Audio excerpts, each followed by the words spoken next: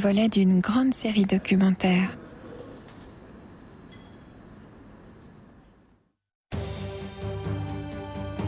L'Empire soviétique, des dictatures au nom du communisme.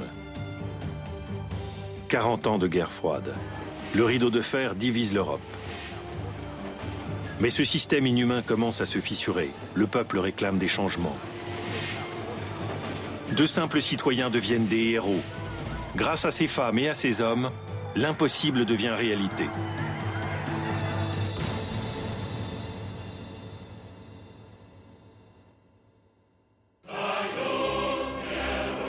Fin d'une grande puissance. Le 25 décembre 1991, le drapeau au marteau et à la faucille, qui flottait sur le Kremlin depuis près de 70 ans, est déposé. Une page d'histoire se tourne. L'Union soviétique disparaît, emportant dans son naufrage un hymne national dont les paroles devraient résonner pour l'éternité. Soyouz, Nierushimi. L'Union est indestructible.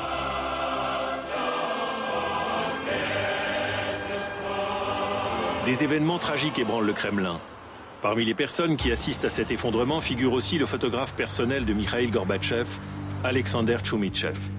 Muni de son appareil, il est le témoin privilégié du plus important tournant politique du XXe siècle. Quand Mikhaïl Gorbatchev arrive au pouvoir, en mars 1985, personne ne se doute que l'Union soviétique n'en a plus que pour 6 ans. Bien au contraire. Le nouveau secrétaire général du Parti communiste de l'Union soviétique donne au peuple l'espoir d'un socialisme meilleur. C'est un réformateur qui veut démocratiser le pays.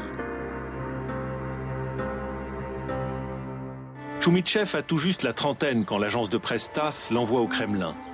Le photographe est lui aussi enthousiasmé par l'artisan de la perestroïka. Chaque journée de travail était pour moi comme une fête. Parce que travailler avec un homme qui donne de l'espoir à des millions de personnes est une fête. Et la fête a duré assez longtemps. Même la routine du travail protocolaire était une source de plaisir.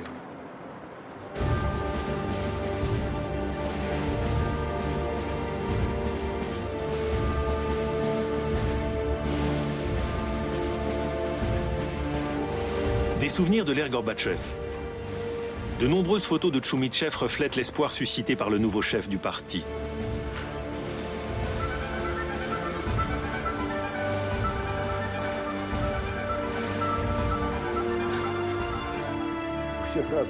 Chacun nourrissait des espoirs différents, mais tous espéraient que quelque chose allait changer en mieux.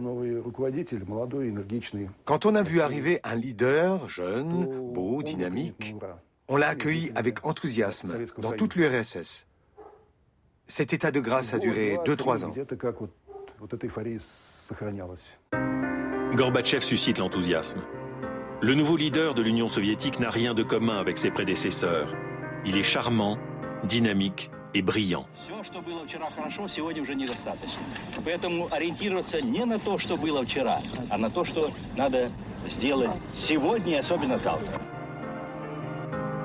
À son grand regret, le photographe personnel de Gorbatchev est à peine reconnaissable sur les images d'archives de l'époque.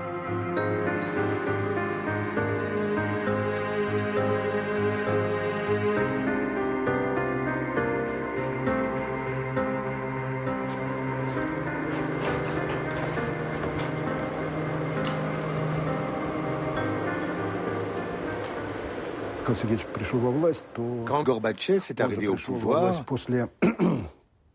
il succédait à 3 secrétaires généraux très âgés. Tout le monde souhaite apparaître à son avantage sur les photos, et plus beau qu'en vrai. Les photos de ses prédécesseurs étaient donc retouchées.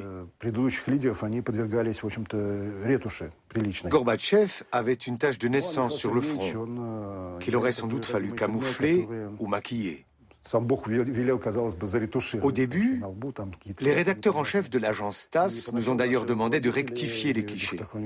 Mais ça n'a pas duré.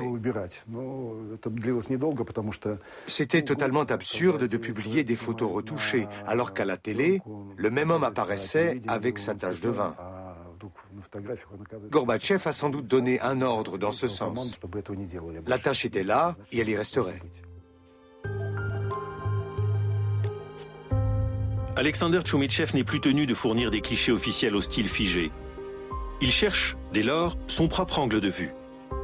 Bon nombre de ses photos sont aujourd'hui célèbres, parce qu'elles traduisent au plus juste l'esprit de cette époque de profonds changements.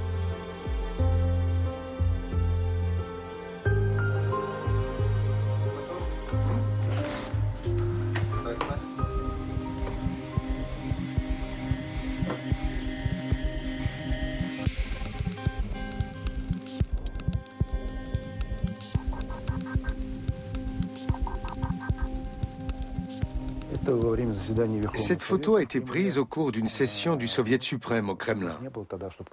Avant, il n'arrivait jamais que quelqu'un soit contre. Tout le monde était toujours pour.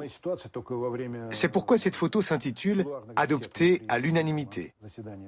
Là, c'est la même situation lors d'une session du Congrès. Rychkov était un tout jeune Premier ministre à l'époque. Il a fait ce qu'il a pu. Le Premier ministre Nikolaï Rychkov est l'un des principaux alliés de Gorbatchev. En tant qu'initiateur de la réforme économique, il fait partie des fondateurs de la perestroïka.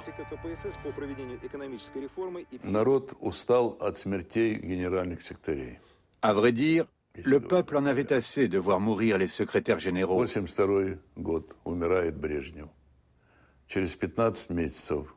Brejnev était mort en 82, Andropov 15 mois plus tard, et Tchernenko un an après lui.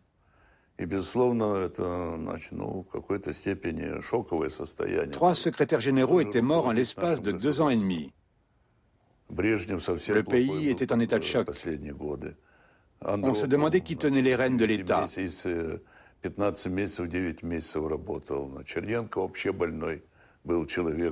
Brejnev avait été au plus mal dans ces dernières années. Andropov n'a travaillé que quelques mois. Tchernenko était un homme malade qui a passé 1 an au pouvoir pour rien. Le peuple avait l'impression d'être gouverné par des vieillards séniles et que c'était pour cette raison que tout allait mal. Sans compter la manie qu'avait Brejnev de distribuer des décorations et des médailles à tour de bras. Tout cela a provoqué des réactions très négatives.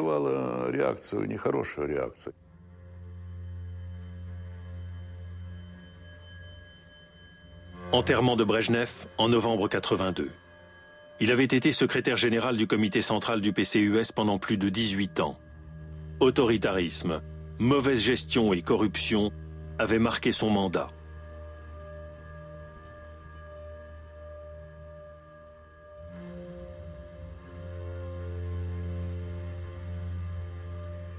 À sa mort, le pays est dans un état catastrophique. Le niveau de vie déjà peu élevé baisse encore davantage au début des années 80. Depuis que l'armée soviétique s'est enlisée en Afghanistan, le Kremlin cherche à maintenir sa position sur le plan international. En 1980, la plupart des pays occidentaux boycottent les Jeux Olympiques de Moscou, célébrés en grande pompe.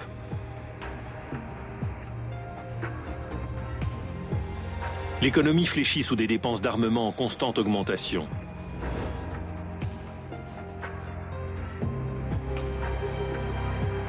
Depuis que les Américains ont marché sur la Lune, même l'aérospatiale, le secteur le plus coûteux de l'industrie soviétique, n'est plus un gage de supériorité du socialisme.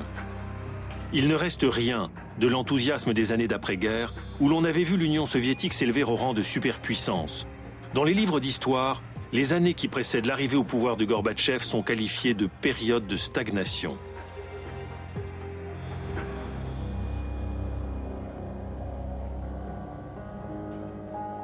Andrei Gratchev était à l'époque l'un des plus proches collaborateurs de Gorbatchev. Politologue et historien, il a écrit plusieurs ouvrages consacrés à son ancien supérieur.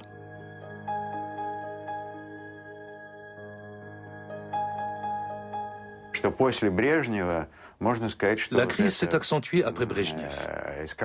Andropov et Tchernenko ont apporté la preuve, et on pourrait croire qu'ils l'ont fait délibérément, qu'il était impossible de continuer avec la même classe politique, avec des gens de cette génération-là. Il fallait du sang neuf, il fallait tourner la page, ou du moins faire semblant de la tourner.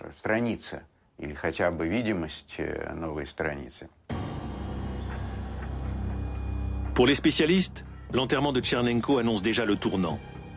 Traditionnellement, le cortège funèbre est mené par le successeur du chef de parti défunt.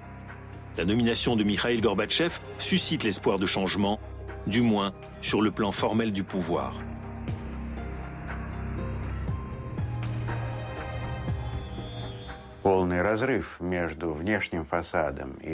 Le décalage entre la façade et la réalité était flagrant. Le véritable porte-parole de cette génération n'était pas un idéologue. Les gens lisaient les journaux, regardaient la télé, mais ne croyaient pratiquement pas la propagande officielle. Non, l'homme qui reflétait l'état de la société et l'état d'esprit des gens, c'était le chanteur Vysotsky. Il a littéralement incarné ce décalage, cette contradiction qui pesait sur la plupart des individus de cette génération.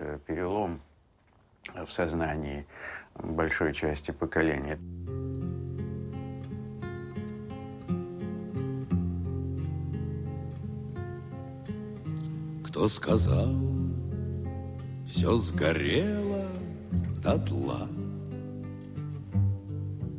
больше в землю не бросите семя. Кто сказал, что земля умерла? Нет, она затаилась на время. Ces chansons, on les entendait s'échapper de chaque fenêtre, de toutes les voitures. Même les membres du parti les écoutaient.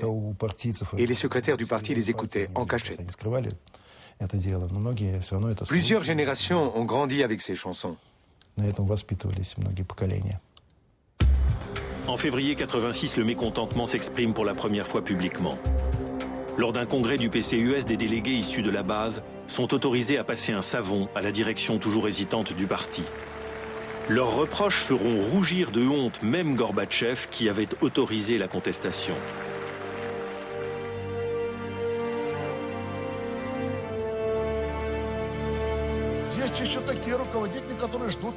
Vassili Gorin, le représentant d'un kolkhoz de Belgorod, accuse la bureaucratie du parti d'être responsable de pertes colossales dans l'agriculture.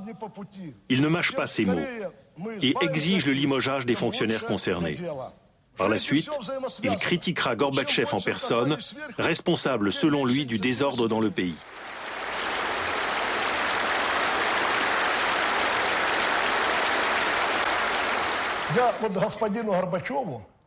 J'ai discuté avec M. Gorbatchev et il m'a demandé « Qu'est-ce que tu ferais pour gagner plus, pour que notre pays se remette sur les rails et aille de l'avant ?»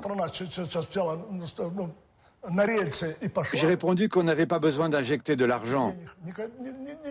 Ce qu'il faut, c'est ramener l'ordre, restaurer la discipline dans le pays. Il faut obliger les responsables et les cadres à travailler honnêtement. Le 27e congrès du PCUS dure 7 jours. Venus des 4 coins de l'URSS, 30 militants de base prennent la parole. Ils n'ont quasiment rien de positif à exprimer.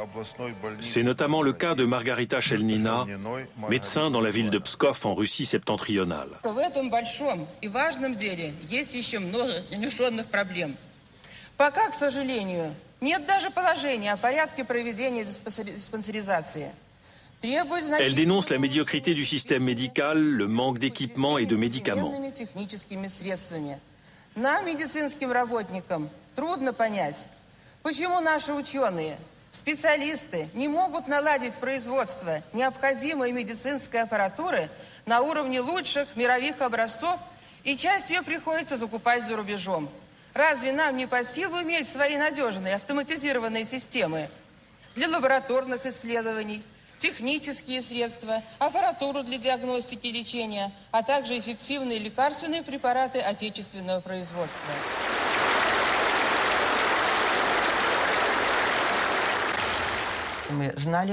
Nous connaissions les problèmes concernant la santé. On savait ce qui nous faisait défaut et comment on pouvait y remédier. Mon mari est lui aussi médecin et on avait souvent débattu de ces questions. On m'a demandé de rédiger un rapport minuté et je l'ai lu dans le temps imparti. Notre secrétaire de parti local était très inquiet. Il m'a expliqué pourquoi par la suite. Lors d'une réunion précédente, une femme qui devait faire son rapport était montée à la tribune. Et là, elle avait perdu la voix. On la voyait parler, mais on n'entendait rien. Dans mon cas, tout s'est bien passé. Malgré les années qui se sont écoulées depuis, ce souvenir reste très fort. En tout cas, j'ai tenu le coup.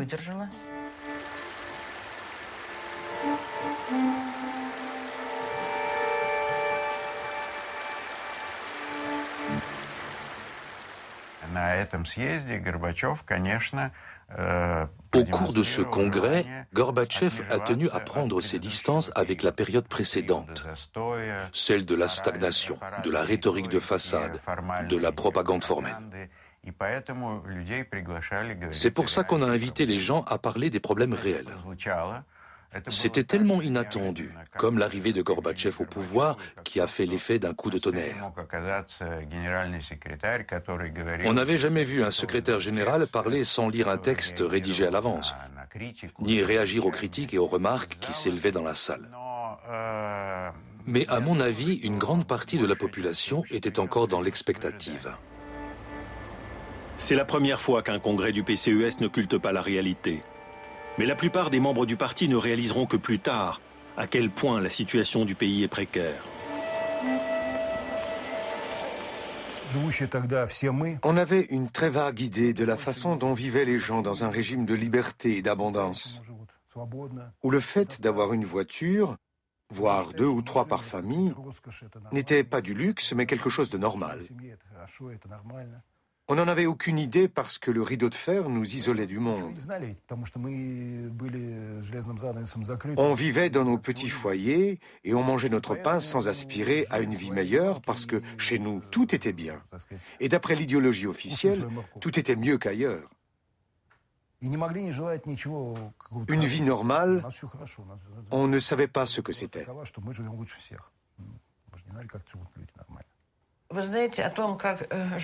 On ignorait à peu près tout de la façon dont vivaient les gens au-delà de nos frontières.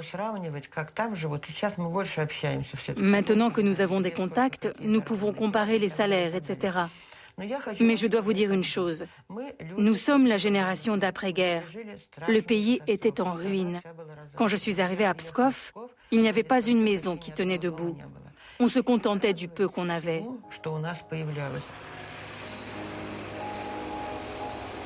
Parmi les intervenants de ce 27e congrès, Vassili Gorin est considéré comme l'un des présidents de kolkhoz les plus compétents d'Union soviétique. Dans son village, un monument à sa gloire a même été érigé de son vivant.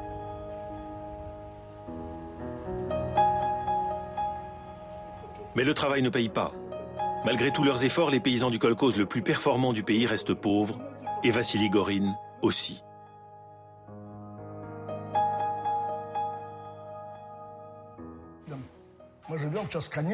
Aujourd'hui, nous vivons mieux, incomparablement mieux.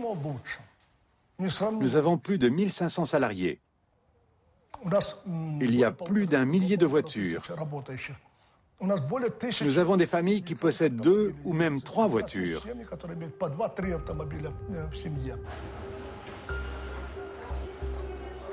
Dans les supermarchés, le passé semble bel et bien révolu. Pendant la période soviétique, la pénurie touchait tout le monde, y compris le médecin Margarita Chelnina.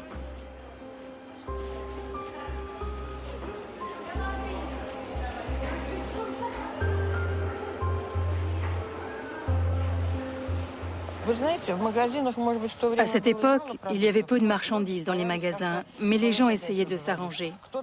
Certains avaient de la famille à la campagne, d'autres avaient des vaches, des cochons ou d'autres bêtes. Certains avaient leur propre maison. On construisait beaucoup dans les villes. Et on vivait comme ça, sans mourir de faim. On s'en sortait. Pour Alexander Tchoumitchev, la vie devient plus facile pendant la perestroïka. Cette amélioration n'est cependant pas liée à la situation économique.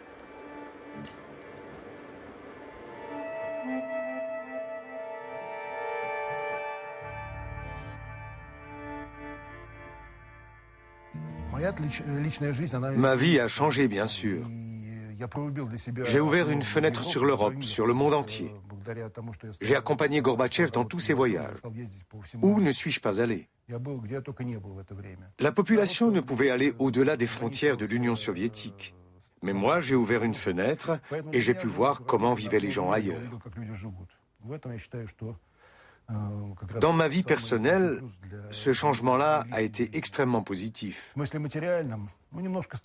D'un point de vue matériel, c'était plus facile parce que mon salaire était plus élevé. Et puis ces voyages à l'étranger, ça m'apportait énormément. Sur ce plan-là, c'était mieux. Je pouvais rapporter quelque chose à ma femme, à mes enfants. C'était une nette amélioration. Au cours de ses voyages à l'Ouest, Gorbatchev se révèle un homme politique brillant, doué d'une belle éloquence. Le fait qu'un secrétaire général du PCUS parle l'anglais impressionne le monde entier.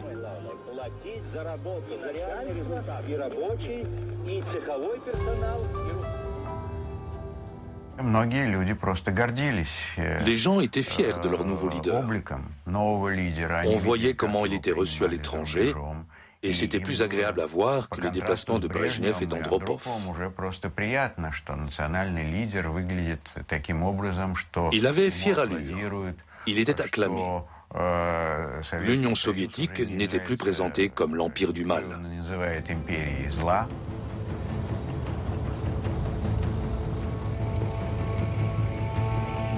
Les voyages de Gorbatchev ne sont pas des opérations de communication. Le nouveau leader de l'Union soviétique veut à tout prix éviter une nouvelle escalade de la course aux armements. Missiles intercontinentaux ou de moyenne portée et plans de guerre spatiale ont conduit l'économie soviétique au bord du gouffre. Près de 2/3 du budget de l'État sont engloutis par l'armée. Une armée qui jouit d'un grand prestige aux yeux de la population depuis la Deuxième Guerre mondiale. Mais le désarmement est devenu inévitable.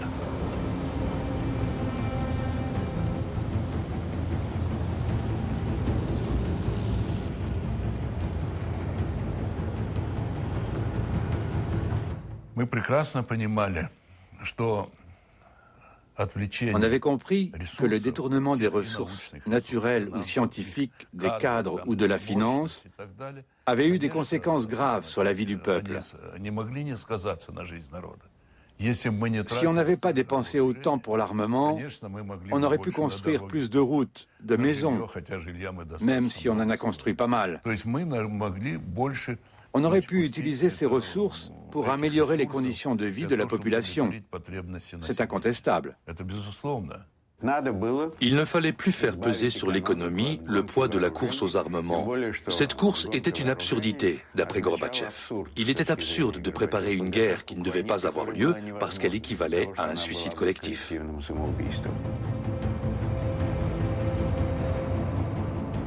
Le désarmement unilatéral n'est pas seulement une concession faite au bloc de l'Ouest. Il doit également permettre de débloquer des fonds au profit des réformes de Gorbatchev. Gorbatchev sait que l'éventualité d'un conflit nucléaire inquiète les populations des deux blocs. Ces initiatives en faveur du désarmement rencontrent un tel écho que même les partisans d'une politique belliciste à Washington se voient obligés d'étudier ces propositions. En décembre 1987, il conclut avec Ronald Reagan l'accord appelé « Option 0 », portant sur les missiles intermédiaires. Un pas historique vient d'être franchi.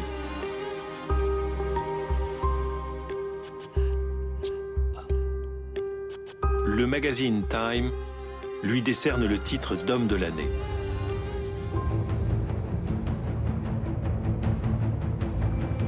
Un an plus tard, les derniers missiles à portée intermédiaire stationnés dans les steppes kazakhes sont détruits sous les yeux d'inspecteurs soviétiques et américains.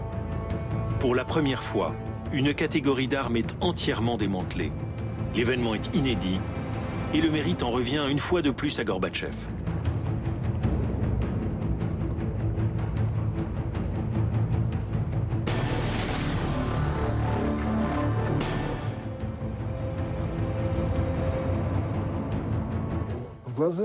Il était en verve ce jour-là, je m'en souviens. Il avait l'œil pétillant, il s'exprimait très bien et soulevait l'enthousiasme des journalistes et de tous ceux qui étaient là. Je ne me souviens plus de quoi il parlait, mais je me rappelle une impression d'ensemble. Il était en grande forme. Il disait des choses remarquables, très intelligentes. Et tout était à l'avenant, son maintien, son sourire franc et ouvert. Tout était bien.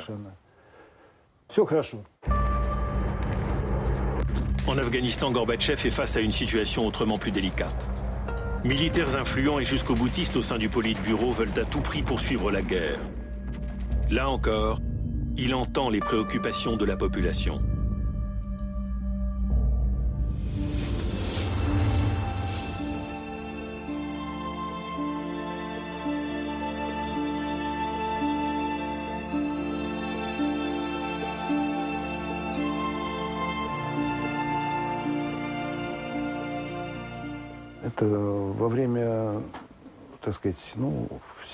C'était l'époque où le président prenait beaucoup d'initiatives. Je me souviens d'une journée où des mères de jeunes recrues étaient venues le voir. Leur fils était mort au cours d'un bizutage pendant leur service militaire. Elles sont venues avec les photos de leurs enfants. On ne pouvait pas faire revenir les morts, mais on pouvait au moins punir les responsables, les généraux, les colonels, qui avaient stupidement laissé dégénérer la situation.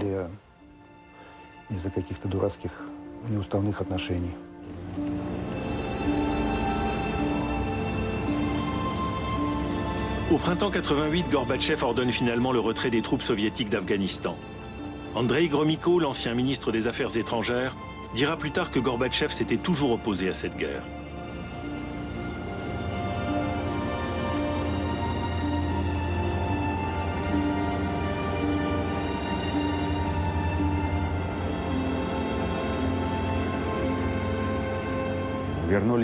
Le retour des soldats d'Afghanistan a été très bien accueilli parce que tout le monde savait que c'était une erreur du précédent gouvernement. Cette décision a sauvé la vie à beaucoup de soldats russes.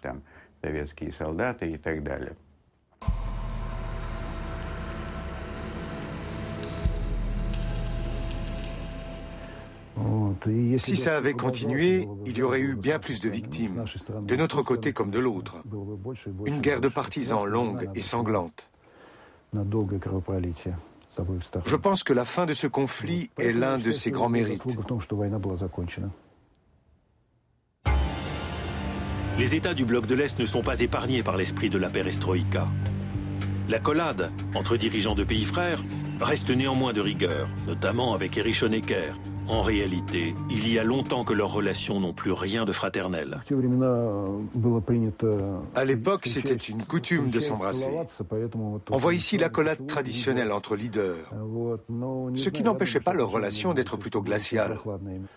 Honecker était d'une autre trempe, d'une autre génération. Il pressentait que l'arrivée au pouvoir d'un jeune dirigeant en URSS signifiait que ça finirait mal pour lui. Et il ne s'était pas trompé.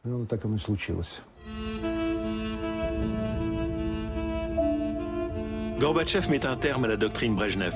Il accorde à chaque État membre du pacte de Varsovie le droit de décider librement de son évolution économique et amorce en 1988 le retrait des troupes stationnées en Europe de l'Est.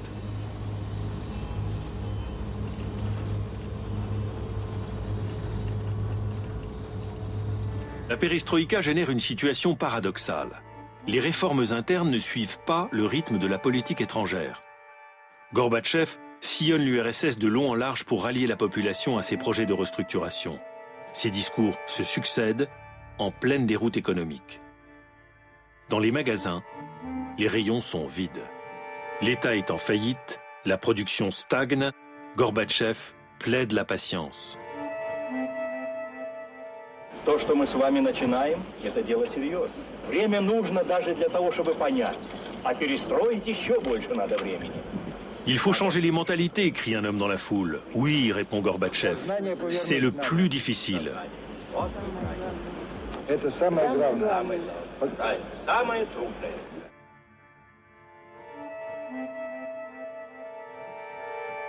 Mais l'exaspération grandit et Gorbatchev doit faire face. Les gens veulent du concret. Acculé, l'instigateur de la perestroïka les rassure par des promesses.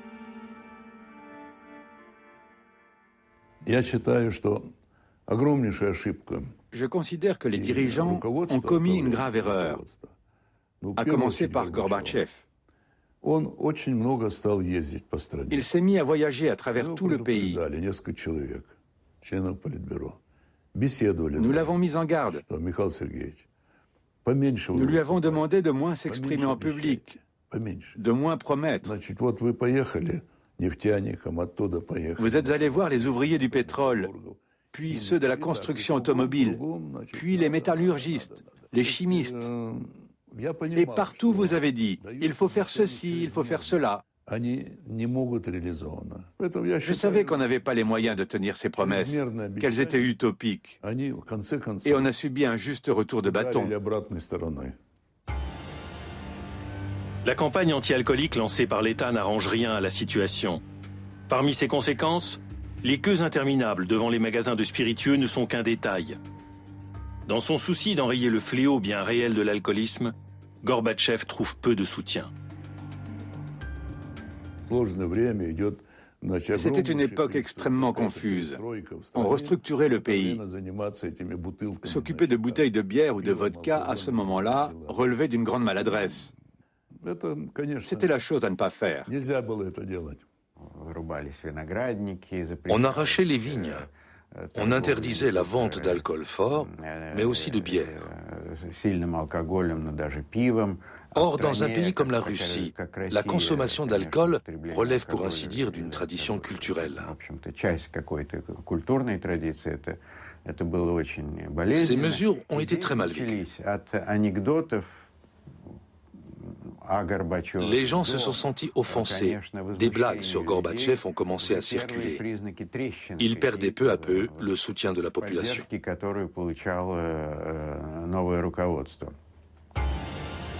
La volonté d'enrayer l'alcoolisme par décret fait ressurgir de mauvais souvenirs datant d'une époque que Gorbatchev veut oublier. Il y a eu des mariages sans alcool, où on servait du jus de fruits. Les gens ont réagi avec sarcasme en disant « Chien, buvez ce jus vous-même ».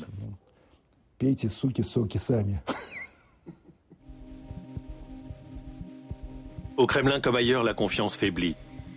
Depuis 1988 en tout cas, l'unanimité est rarement atteinte. Les avis divergent sur la définition même de la perestroïka.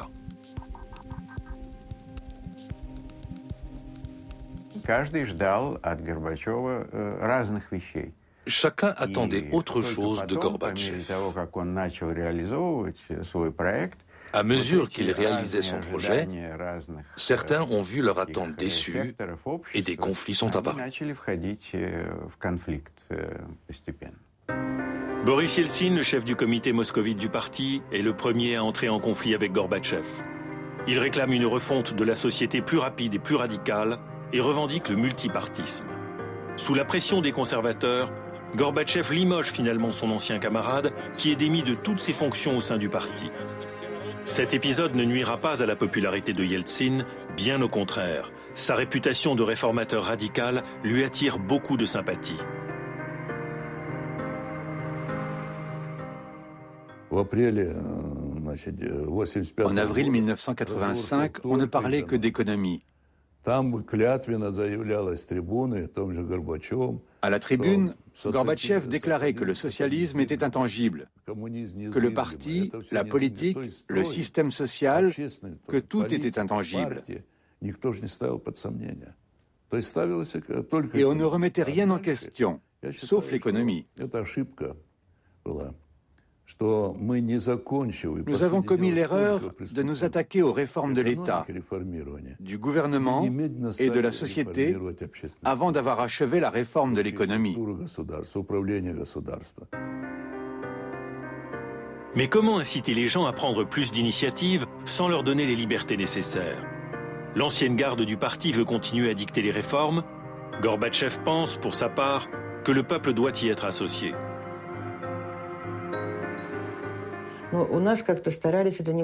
Ça a toujours été comme ça chez nous. Les ordres venaient d'en haut et tout le monde devait les exécuter. Mais dans la vie, les choses ne sont pas aussi simples. Chaque individu est différent. Il a ses capacités et son point de vue.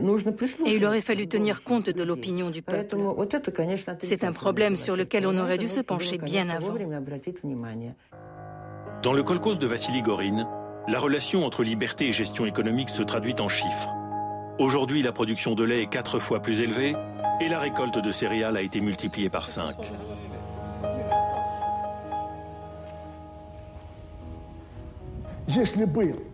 Si à l'époque de l'Union soviétique, on nous avait donné la liberté qu'on a aujourd'hui, on n'aurait pas connu de crise alimentaire et on n'aurait pas importé 40 à 50% des produits.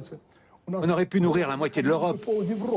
L'économie planifiée est devenue le principal obstacle de la perestroïka. La direction du parti finit par le reconnaître.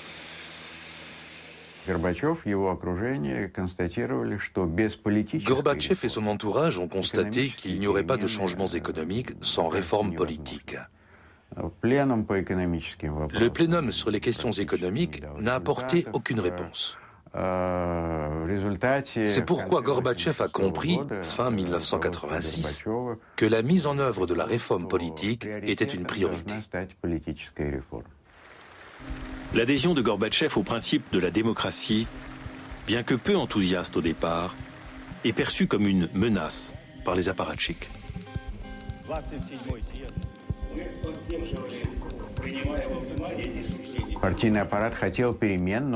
L'appareil du parti souhaitait le changement, mais ne voulait évidemment pas la liquidation du monopole du parti, ni l'apparition du pluralisme et des élections législatives libres, dans lesquelles il aurait forcément perdu sa légitimité. La direction du parti est donc entrée en conflit avec Gorbatchev, même sur les points où elle le soutenait auparavant.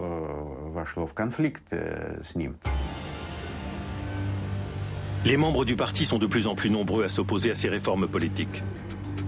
Gorbatchev n'a pas d'autre solution que de les accélérer. Le terme de glasnost fait le tour du monde. Il signifie transparence, liberté d'opinion. Les médias sont invités à participer aux débats de société et les dissidents politiques, hier encore victimes de répression, sont rappelés à la tribune.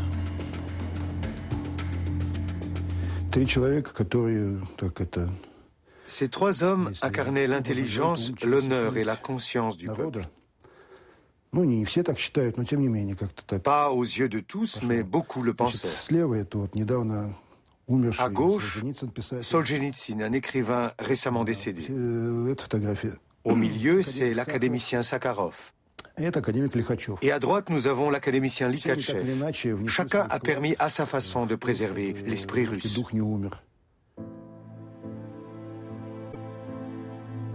Gorbatchev met fin à l'exil d'Andreï Sakharov. Il lui téléphone pour lui demander de revenir à Moscou et lui assure qu'il pourra reprendre ses activités politiques. Cette décision inattendue prend valeur de symbole. Désormais, chacun a le droit de s'exprimer librement en public.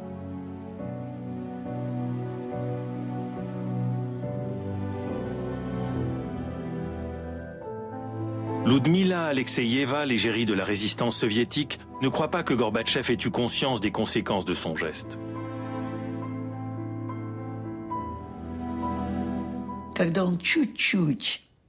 Pour venir à bout de ses adversaires politiques, il a été obligé d'ouvrir une brèche dans la censure. Et les gens qui voulaient l'abolir et qui partageaient nos idées se sont engouffrés dans cette brèche.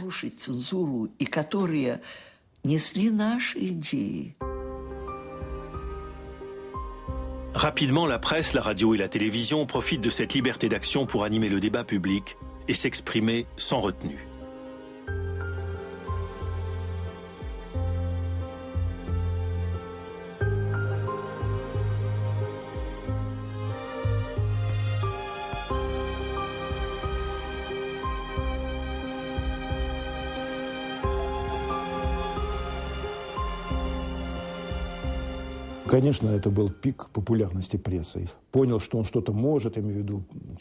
Tout d'un coup, la presse a connu un pic de popularité.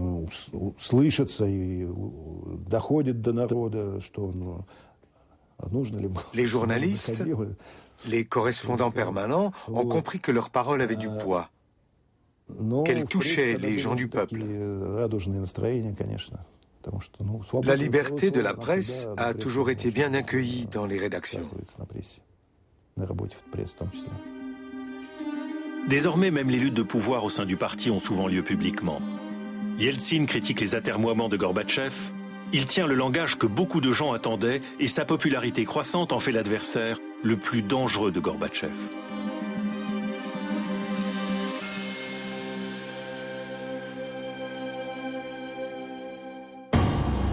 La déception grandit. Les ouvriers se mettent en grève. Les réformes ne prennent pas, le niveau de vie est en baisse constante. Convaincre la population du bien fondé de la perestroïka et de la glasnost devient de plus en plus difficile. Pour finir, l'alimentation est rationnée et les marchandises sont délivrées sur présentation d'une pièce d'identité. Dès lors, la politique de Gorbatchev est complètement discréditée.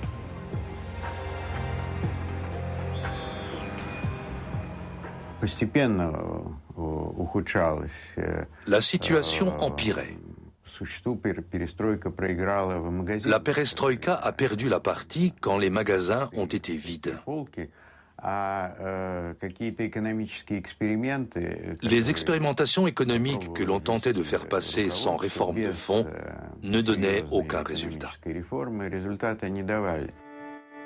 Finalement, même les plus proches collaborateurs de Gorbatchev prennent leur distance. La perestroïka est un échec. Au début de son mandat, les magasins n'étaient pas bien achalandés. Il n'y avait pas beaucoup de marchandises, mais il y en avait.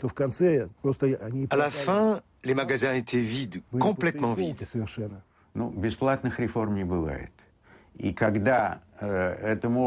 Toute réforme a un coût.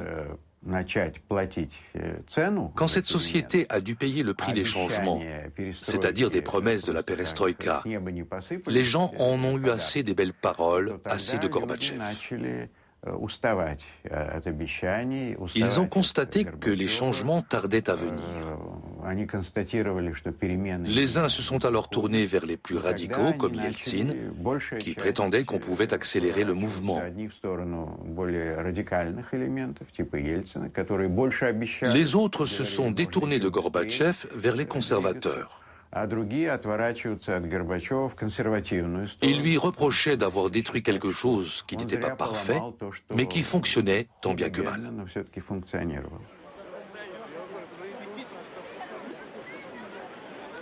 À présent, la confrontation entre les deux camps est visible aussi dans la rue. Sur la place d'Octobre à Moscou, communistes de la première heure et autres sauveurs de l'Empire soviétique se rassemblent sous la statue de Lénine.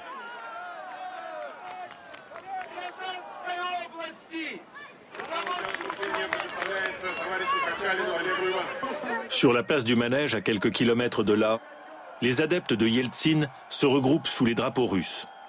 Ils exigent la démission de Gorbatchev et l'interdiction du PCUS.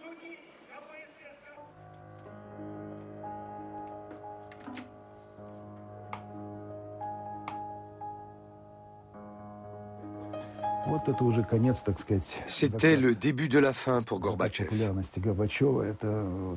Cette photo et la suivante représentent la solitude du leader. On n'y voit plus aucune trace de son ancienne popularité. Avant, on montait à la tribune pour l'embrasser, pour lui poser des questions ou le féliciter. Maintenant, il fixe la salle, debout, et les gens passent sans lui prêter la moindre attention.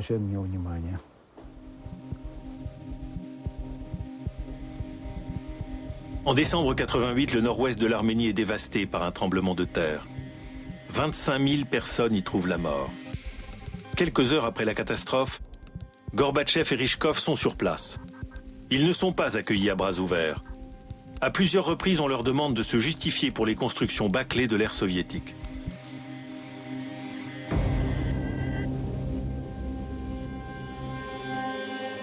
Правительственная комиссия создал Николай Иванович.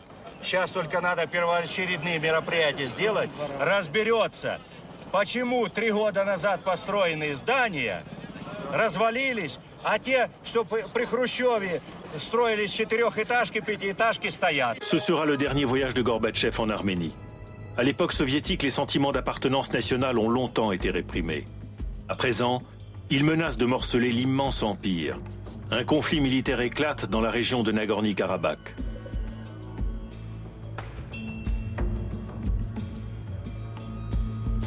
Des mouvements nationalistes émergent en Moldavie, dans les républiques d'Asie centrale et surtout dans les pays baltes. Leurs revendications d'indépendance se font de plus en plus pressantes. En 1990, quand la Lituanie se détache de l'Union soviétique, Gorbatchev réagit par la force en envoyant des troupes. Le dilemme de Gorbatchev était le suivant. Soit il utilisait la force, soit il permettait au mouvement nationaliste de se développer. C'est à ce moment-là que l'opinion publique russe a basculé. Humiliés et inquiets, les gens ont compris que leur immense pays pouvait s'effondrer. Ils ont réalisé que l'Union soviétique pouvait perdre sa position stratégique de seconde puissance mondiale.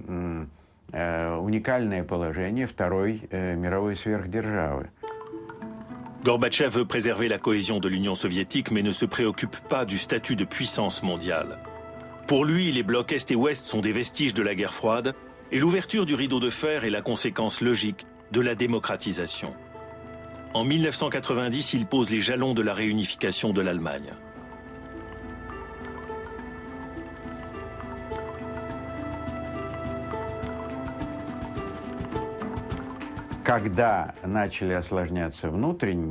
Quand la situation s'est compliquée sur le plan économique et politique, la politique extérieure est devenue elle aussi un enjeu entre les adversaires et les partisans de Gorbatchev. C'est là que tout est devenu incontrôlable, qu'il y a eu une espèce d'escalade dans l'arène internationale. Le pacte de Varsovie a été battu en brèche et il paraissait alors évident que les troupes soviétiques devaient être retirées d'Europe de l'Est. L'État devenait ingouvernable et l'économie allait à volo. En 1990, pendant la dernière année de mon mandat de Premier ministre, on ne pouvait plus rien gouverner à partir du milieu de l'année. Le pays partait à la dérive.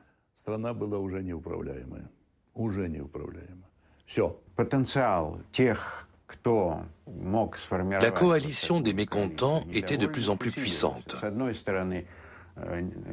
Une partie d'entre eux s'est ralliée au camp des radicaux, de Yeltsin, de la Fédération de Russie.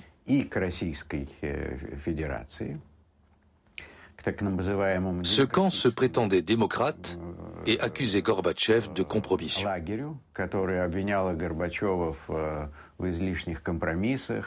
Une autre partie a formé le camp des revanchards. C'étaient des conservateurs issus de l'appareil du parti et de l'armée. Ils avaient compris que l'Union risquait d'imploser et qu'ils y perdraient tout.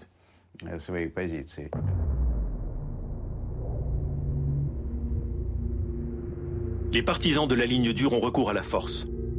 En août 1991, des militaires assignent Gorbatchev à résidence dans sa maison au bord de la mer Noire. Pendant ce temps, des chars se dirigent vers Moscou.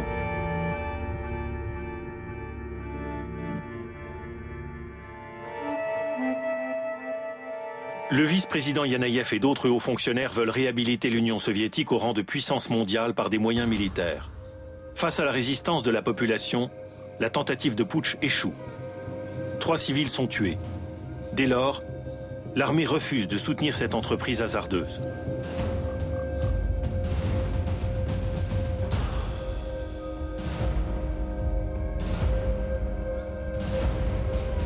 Boris Yeltsin, devenu entre-temps président de la Fédération de Russie, est le grand vainqueur de ce conflit. C'est lui qui avait appelé le peuple à la résistance. Quand Gorbatchev revient à Moscou, il espère encore pouvoir sauver l'Union soviétique.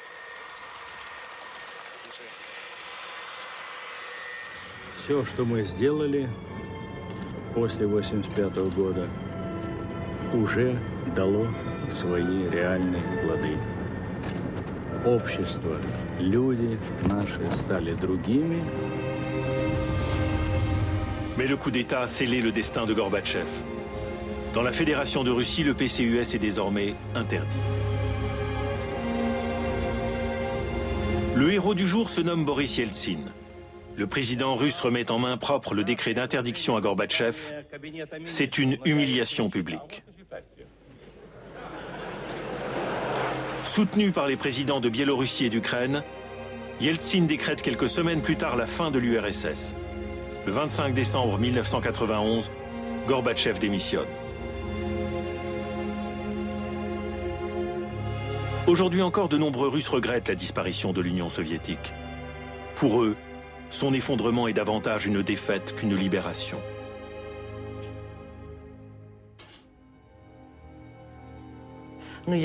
Certains collègues m'ont reproché d'avoir collaboré avec Gorbatchev en faisant ceci ou cela lors d'un congrès, avec le résultat qu'on connaît. Oui, il m'est arrivé d'entendre ce genre de critiques. Bien sûr, je ne me sens absolument pas responsable. De toute façon, si j'avais participé au congrès qui a lancé la perestroïka, mon opinion n'aurait pas changé grand-chose. En tant que délégué au 27e congrès, j'ai écouté tout ce qui s'est dit et j'y adhérais de toute mon âme. Cela correspondait exactement à ce que je pensais. Mais je ne pensais pas, bien sûr, que ce congrès signifierait l'effondrement de l'État, l'effondrement de tout, et qu'il provoquerait une crise dont on n'est toujours pas sorti aujourd'hui.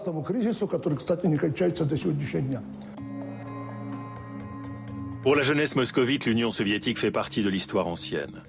Le fait que Kiev et Riga se trouvent aujourd'hui à l'étranger ne les dérange pas. Et Gorbatchev, la plupart des Russes sont réconciliés avec lui. Aujourd'hui, il ne fait plus aucun doute qu'il voulait réformer un État impossible à réformer.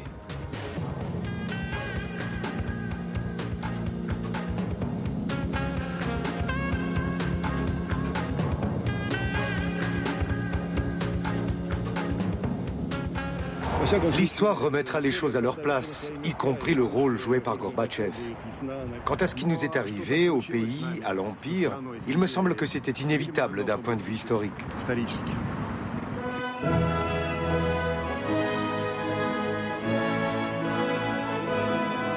Dans un instant, nous reviendrons en 1980.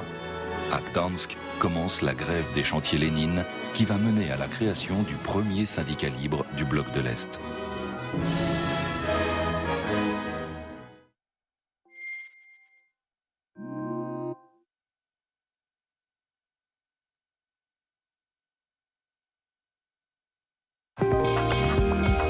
Découvrez Arte à la carte. Avec notre service d'information personnalisé sur Internet, vous ne manquerez aucun de vos programmes préférés sur Arte. Ce soir, un regard sur les autres pays européens, l'économie, la politique, les faits de société, c'est Zoom Europa tous les mercredis sur Arte en deuxième partie de soirée. Cette semaine, l'Europe vue d'Afrique sur les marchés sénégalais. La politique agricole commune fait des dégâts et en plus, les pêcheurs européens pillent les fonds marins locaux. Zoom Europa, présenté par Bruno Duvic, ce soir, en deuxième partie de soirée sur Arte. Samedi. Stonehenge, un temple dédié au soleil, un calendrier, un sanctuaire.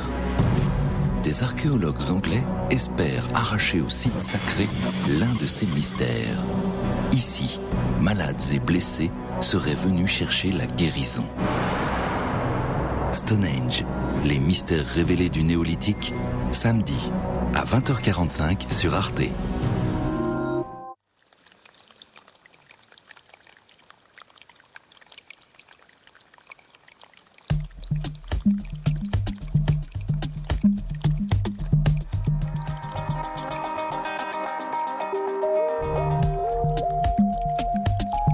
Et maintenant, la grève des chantiers de Gdansk et la naissance du premier syndicat libre à l'Est.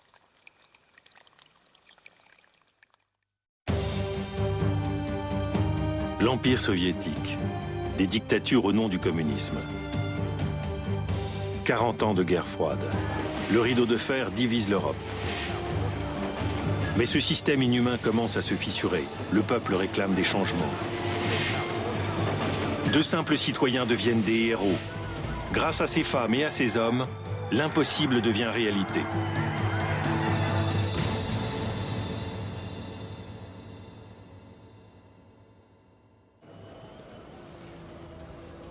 Gdansk, au début des années 80. En Pologne, le régime communiste vient de décréter l'état de siège. Il répond ainsi à l'immense mouvement de grève lancé par les ouvriers pour défier le gouvernement. C'est un premier pas vers la liberté et vers une Europe unie. Mais il faudra attendre 9 ans pour que les rêves suscités par Solidarność se réalisent.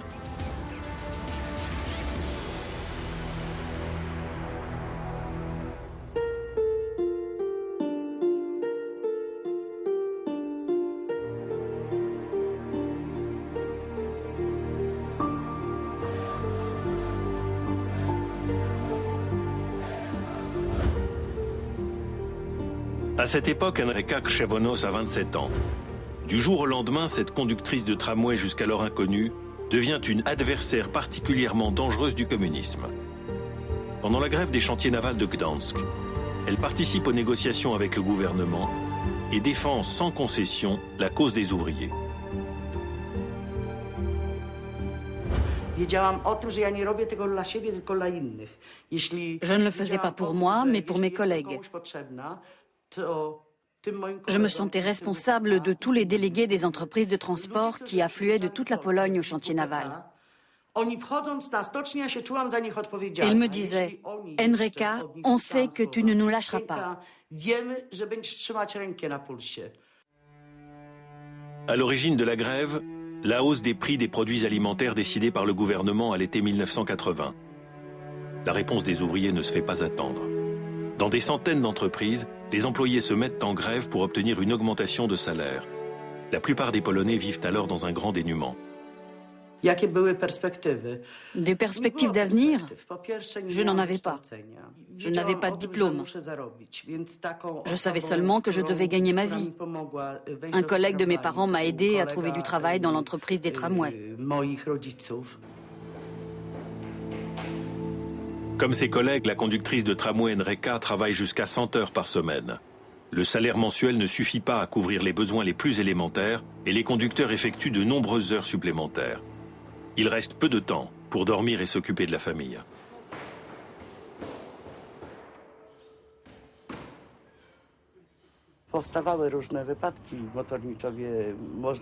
Il y avait des accidents.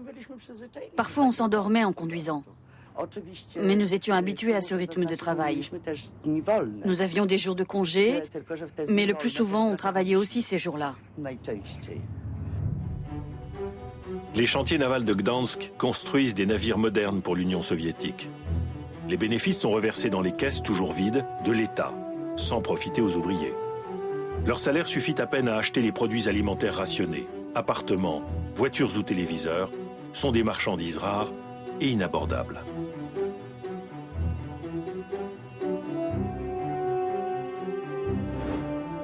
Le mécontentement est tel qu'un mouvement de grève est lancé.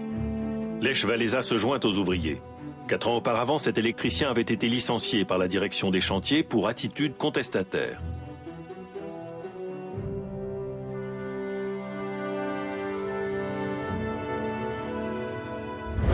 Lech Walesa s'entoure de jeunes ouvriers, comme Stanislav Botovchak. Ensemble, ils prennent la direction du mouvement.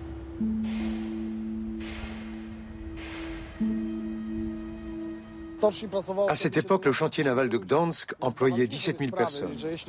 On savait que si la grève était suivie, cela aurait des conséquences graves. À côté du chantier naval de Gdansk, le chantier naval de réparation et le chantier naval du Nord employaient 10 000 personnes. Immédiatement, les ouvriers des 2 autres chantiers navals apportent leur soutien aux grévistes.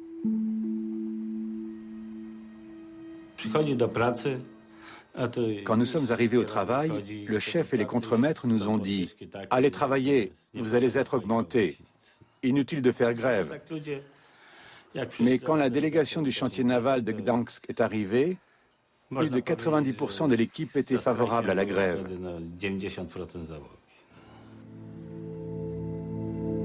Les médias ne parlent pas de la grève des chantiers navals, mais les conducteurs de tramway sont au courant. Au deuxième jour de grève, Enrica décide de passer à l'acte. Tout en conduisant, je me demandais, je m'arrête ou je ne m'arrête pas? Est-ce qu'ils vont me frapper? Et il arrivait souvent que les passagers nous insultent et parfois nous frappent. Je savais que si j'arrêtais le tramway, parce que le chantier naval était en grève, les passagers qui se rendaient au travail risquaient de me lyncher. Je ne veux pas jouer les héroïnes. Mais en vérité, j'avais très peur. Finalement, j'ai arrêté le tram près de l'opéra parce que c'était là que se croisaient les principales voies de communication de Gdansk. Je savais que si le tramway était immobilisé à cet endroit, il bloquerait la circulation des bus. C'était le meilleur endroit pour le faire. Alors je me suis arrêtée, je me suis levée et j'ai dit « Ce tramway ne va pas plus loin ». En y repensant aujourd'hui, j'en tremble encore. La réaction des gens a été incroyable. Au lieu de m'insulter, ils m'ont applaudi. Ça m'a donné des ailes. J'ai compris que quelque chose d'important venait de se produire.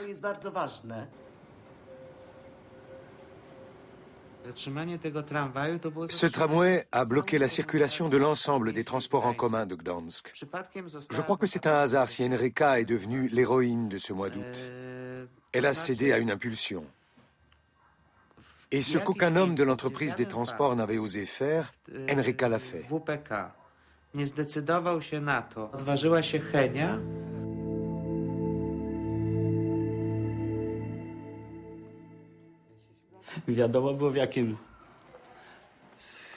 On savait très bien sous quel régime on vivait, on connaissait les risques. Chacun a fait son choix en connaissance de cause. Certains grévistes avaient déjà participé à la révolte de 1970. À l'époque, le soulèvement s'était achevé dans un bain de sang. La révolte des ouvriers des chantiers navals contre la hausse de 40% des prix des produits alimentaires avait dégénéré en combat de rue. Les affrontements ont fait plus de 80 morts et des milliers de blessés.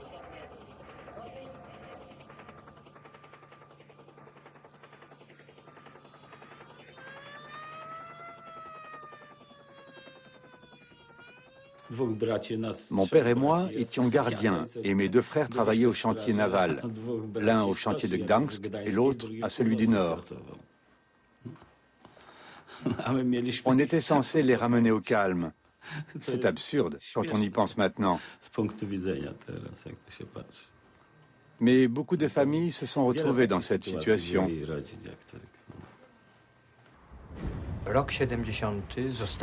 Gdansk a été marqué par les événements de 1970. Le sentiment de terreur a régné bien au-delà des quelques jours qui ont précédé les fêtes de fin d'année. Après les événements, les gens sont restés terrorisés pendant plusieurs semaines encore. À l'époque, lorsque les ouvriers en grève étaient sortis du chantier naval et l'armée avait tiré sur eux, il y a eu beaucoup de morts. Par conséquent, en août 1980, on savait qu'il ne fallait surtout pas quitter le chantier naval pour éviter d'être abattu. C'est pour cela que le mouvement de contestation s'est déroulé dans l'enceinte du chantier. La direction reproche au jeune comité de grève de ne pas représenter les salariés les plus anciens et les plus expérimentés. Le petit groupe intègre alors 120 hommes, des ouvriers moins radicaux.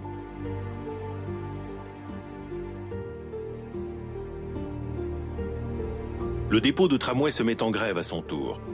Un représentant de l'entreprise de transport est envoyé au chantier naval, mais il ne revient pas.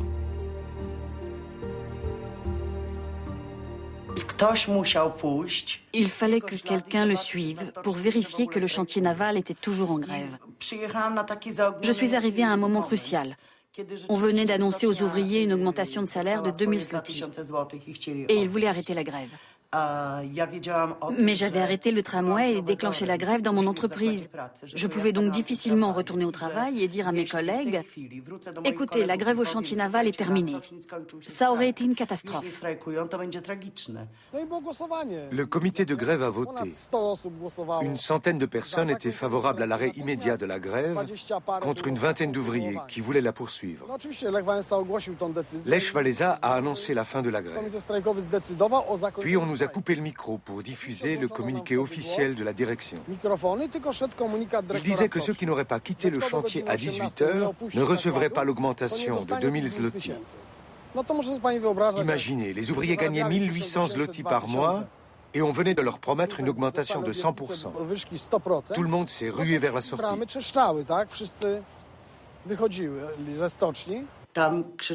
J'étais à l'entrée du chantier. Je hurlais mon nom, d'où je venais, le nom de mon entreprise.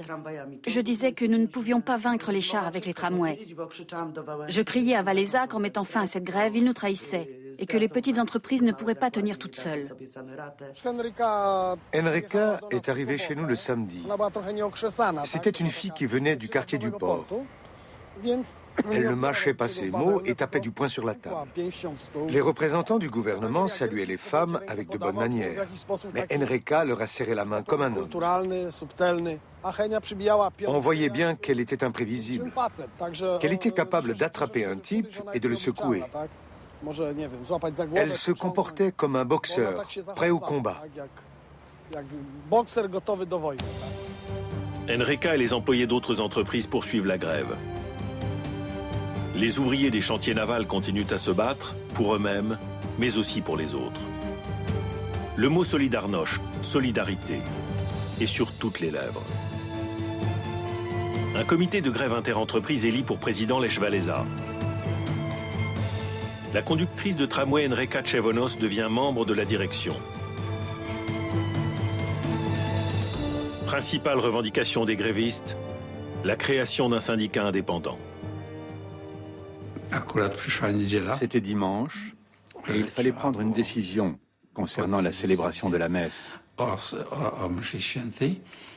Certains ouvriers du chantier naval m'ont demandé de dire la messe. Je leur ai dit, d'accord, mais il vous faut l'autorisation des autorités.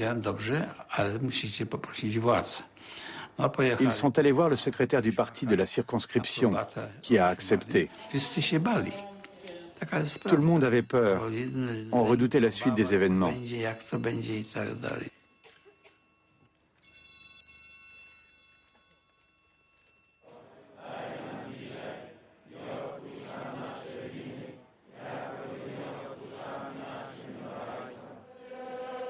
Célébrée devant la porte des chantiers navals, la messe offre aux grévistes un moment de répit. Ainsi rassemblés, ils ont conscience de leur nombre et de leur force. Un an auparavant, lors d'une visite effectuée dans son pays natal, le pape s'était adressé aux Polonais en leur disant « N'ayez pas peur », des mots que personne n'a oubliés à Gdansk. Le pape avait dit « Je suis avec vous de tout mon cœur et de toute mon âme ». Ça nous a donné de la force. Nous savions que si les choses tournaient mal, le pape nous soutiendrait. Que ce soit vrai ou non, ça n'avait pas d'importance. Il l'avait dit et nous avions confiance en notre pape. L'Église n'est pas la seule à braver le pouvoir. Fondé en 1976 à Varsovie, le comité de défense des travailleurs lutte ouvertement pour la défense des droits civils.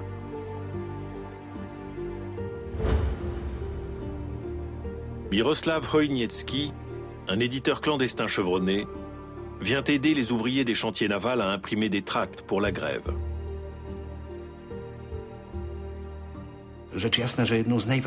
L'information était primordiale, parce que nous ne pouvions nous fier ni à la presse écrite, ni à la radio, et encore moins à la télévision. Il fallait installer rapidement une imprimerie dans le chantier naval pour informer ceux qui étaient à l'extérieur de ce qui se passait là.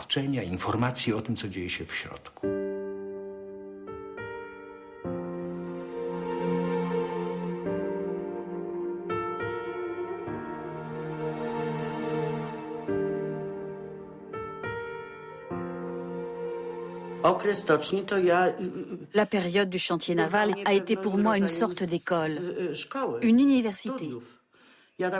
J'y ai beaucoup appris sur les autres et sur moi-même. Mes collègues m'ont appris que je valais quelque chose et qu'ils tenaient à moi.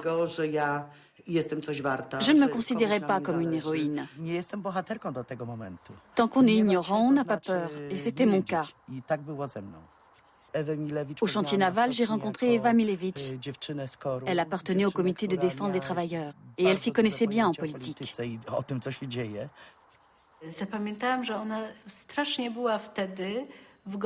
Je la vois encore. À l'époque, elle avait la tête près du bonnet. Un jour, on attendait tous l'arrivée des délégués du gouvernement pour les premières négociations. On était côte à côte. Des rumeurs circulaient dans le chantier, comme quoi les Russes allaient intervenir, qu'ils arriveraient par la Baltique et qu'ils tireraient sur tout le monde.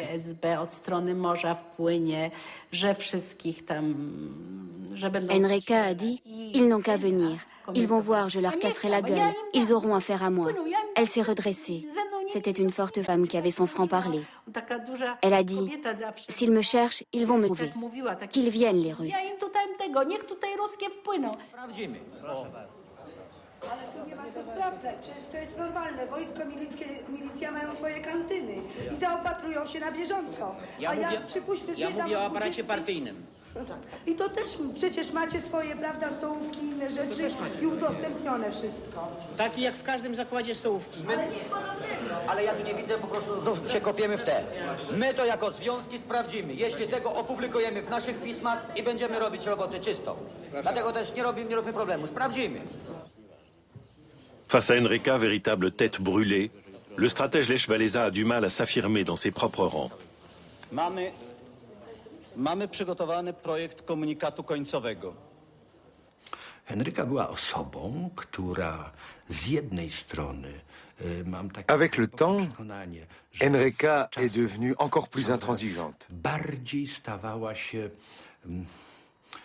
jakby to powiedzieć, Elle savait de mieux en mieux ce qu'elle voulait et ce que voulaient les ouvriers du chantier naval. wiedziała, czego tak naprawdę chce, czego chcą stoczniowcy.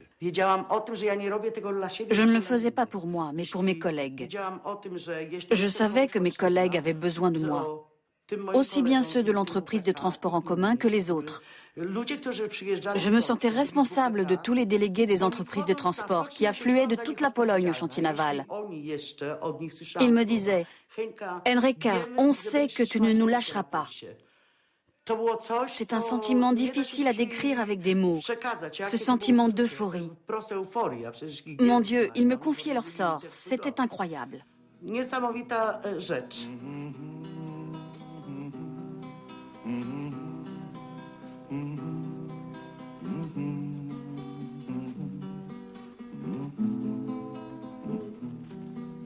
Nie mam teraz czasu dla ciebie, nie widziała cię długo matka.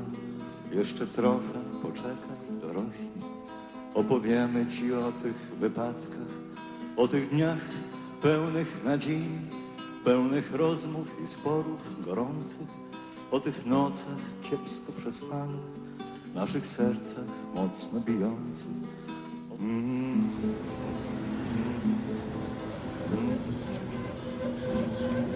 Malgré la censure, la vague de grève s'étend à plusieurs centaines de grandes entreprises dans tout le pays. Les liaisons sont assurées par des coursiers bénévoles.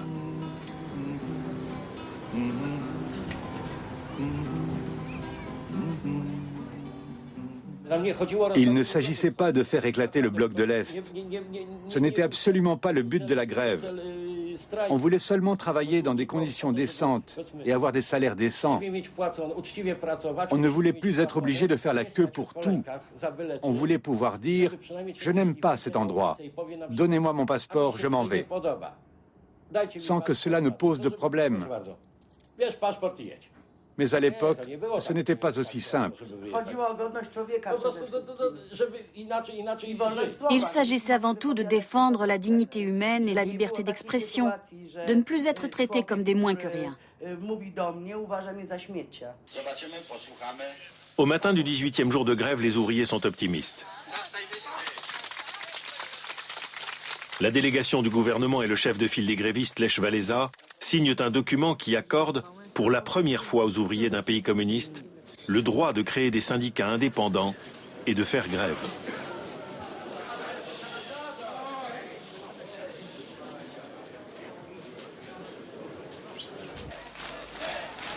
Merci, merci, crie la foule.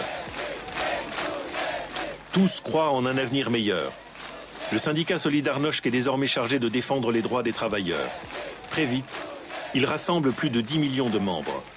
Le nouveau mouvement populaire se bat pour une vie digne, la défense des droits civils et la liberté de parole.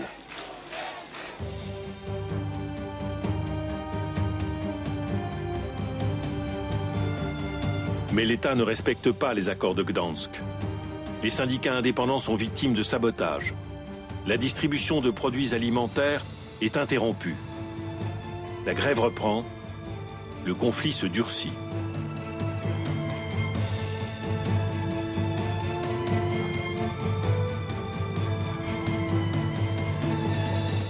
Les pays du pacte de Varsovie organisent alors de grandes manœuvres militaires, histoire de rappeler aux Polonais l'invasion de la Tchécoslovaquie par l'Union soviétique.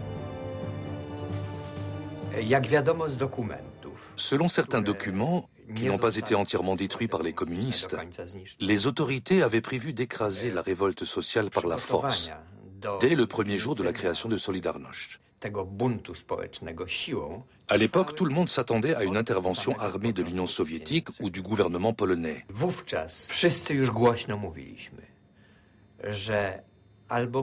On pensait que les communistes au pouvoir attendaient le moment propice pour agir en misant sur le soutien de l'URSS.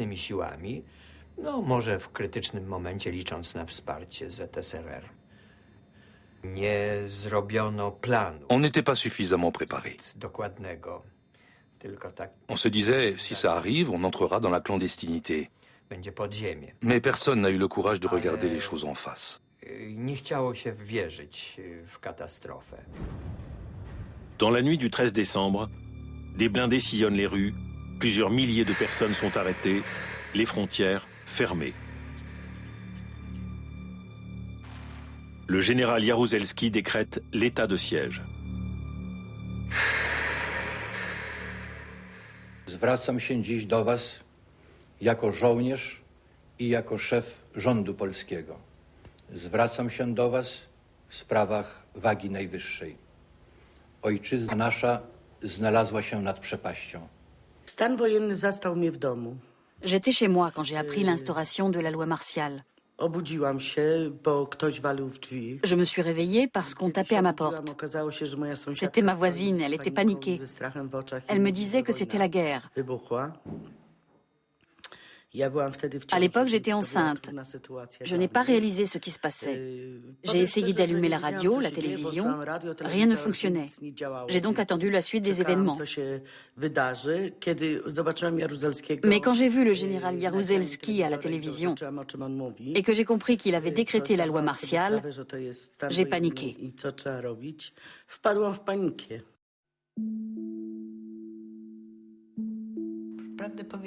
Avec l'entrée en vigueur de la loi martiale, le syndicat Solidarność, fort de ses 10 millions de membres, cessait tout simplement d'exister. Ce n'était pas la peine de se raconter des histoires. J'étais sous le choc. L'offensive contre Solidarność est un succès. Désormais, le calme règne dans les rues. Grèves et manifestations sont interdites. Comme tant d'autres, Lech Walesa est arrêté et séparé de ses collègues. On ignore le nombre de victimes du coup d'État militaire. Les liaisons téléphoniques sont coupées, la presse censurée. Pour les fêtes de Noël, les gens peuvent acheter un morceau de viande rationnée. À 20h, c'est le couvre-feu.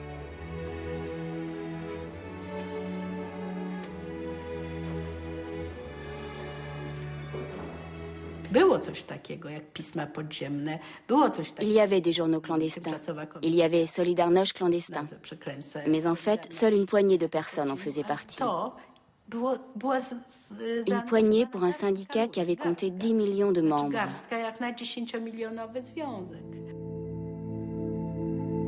C'est sur cette place de Varsovie, à l'emplacement de la Croix de Fleurs, qu'avait été dressé l'autel pour la visite du pape. Les gens se réunissent alors ici. Mais ils sont peu nombreux. La milice a beau les chasser brutalement, ils reviennent sans cesse.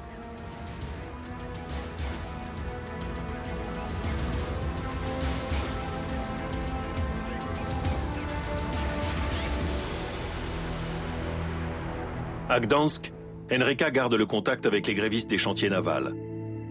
Certains sont entrés dans la clandestinité et impriment des journaux illégaux.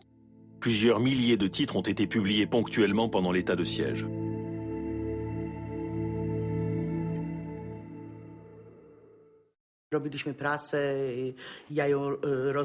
On imprimait des journaux et des tracts et j'allais les distribuer dans les entreprises. Je ne pouvais pas faire davantage, mais j'étais un coursier fiable.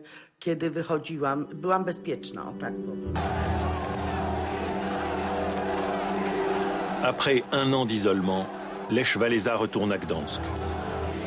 Les militaires ont voulu le convaincre de collaborer, en vain. Il reçoit désormais la presse occidentale chez lui, en tant que personne privée. Aux journalistes d'interpréter ces belles déclarations.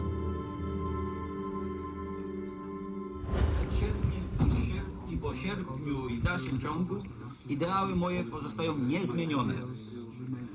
Nie walczyć, nie przewracać władzy, nie zmieniać realiów, a jednocześnie w granicach możliwości starać się nasze gospodarstwo ulepszać, poprawiać, a krótko mówiąc walczyć o interes świata pracy. La vie de Henryka bascule du jour au lendemain. Aujourd'hui encore, elle ignore qui l'a dénoncé au service secret. Lors d'une perquisition, les agents trouvent chez elle un cylindre d'impression. Un des hommes s'est approché du canapé, l'a soulevé et y a trouvé le cylindre. Il m'a demandé à quoi il servait. Je lui ai répondu que c'était un rouleau à pâtisserie. Il était étonné parce que le cylindre avait un roulement à billes. Je lui ai expliqué que mon mari l'avait fabriqué spécialement pour moi, car il avait peur que je le tue en le frappant avec un rouleau à pâtisserie ordinaire. Contre toute attente, il a refermé le canapé. Ils ont continué à fouiller un peu et puis ils sont partis. À ce moment-là, un voisin frappe à la porte de Henryka. Elle lui remet le cylindre pour qu'il le cache. Une demi-heure plus tard, ils sont revenus. Sans dire un mot, l'un d'eux a soulevé le canapé et m'a demandé « Où est le rouleau ?» Je lui ai répondu « Quel rouleau ?» Il m'a dit « Le rouleau à pâtisserie ». Alors je suis allée chercher mon rouleau à pâtisserie dans la cuisine. C'est là qu'ils ont commencé à me frapper. C'était la première fois. Ils m'ont frappé si fort que je suis restée à terre. J'étais enceinte. Ils m'ont tabassée, puis ils sont partis. Quand je suis revenue à moi, je baignais dans le sang. Alors que dans les rues, les manifestants se font passer à tabac par les militaires, Henryka fait une fausse couche. Les responsables s'en tirent impunément, mais Henryka risque 2 ans de prison.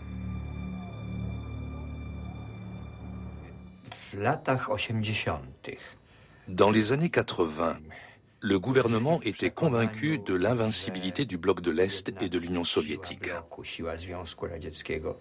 Il pensait que les problèmes en Pologne étaient passagers. L'état de siège était une parodie de l'état de droit. Le code pénal n'était pas très démocratique, mais il a été modifié pour pouvoir écraser Solidarność.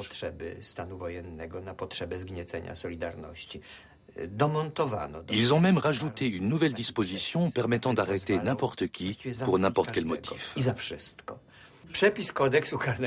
Cette disposition du code pénal stipulait « Quiconque agit dans le but d'inciter au trouble à l'ordre public sera soumis à une peine d'emprisonnement allant de temps à temps ». Qu'est-ce que ça signifie « quiconque agit » ?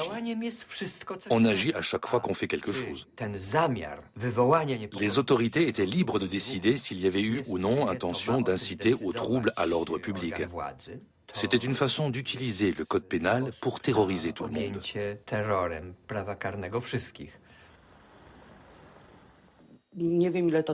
Quelques jours plus tard, les agents de la sûreté sont revenus chez moi. Ils ont posé sur la table un papier où il était écrit « Ordre d'expulsion de Gdansk. Interdiction de travailler en République populaire de Pologne. » Je ne savais pas où aller. J'ai compris que ça sentait le roussi et que je devais m'en aller. Autrement, ça allait mal se passer pour moi. Et je suis partie à Szczecin.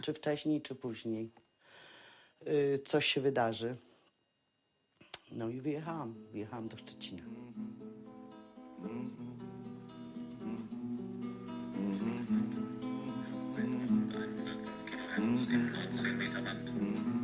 Alors que Henryka est en fuite, à Gdansk, on attend la décision du comité Nobel. 2 ans après le soulèvement des ouvriers, Lech Walesa figure parmi les candidats au prix Nobel de la paix. Es folgen Nachrichten. Oslo. Der polnische Arbeiterführer Wałęsa ist mit dem diesjährigen Friedensnobelpreis ausgezeichnet worden. Das Nobelkomitee des norwegischen Parlaments begründete seine Entscheidung mit dem Beitrag, den Wałęsa unter erheblichen persönlichen Opfern zur Sicherung der Rechte der Arbeiter auf die Gründung eigener Organisationen geleistet hat. Dabei muss sich der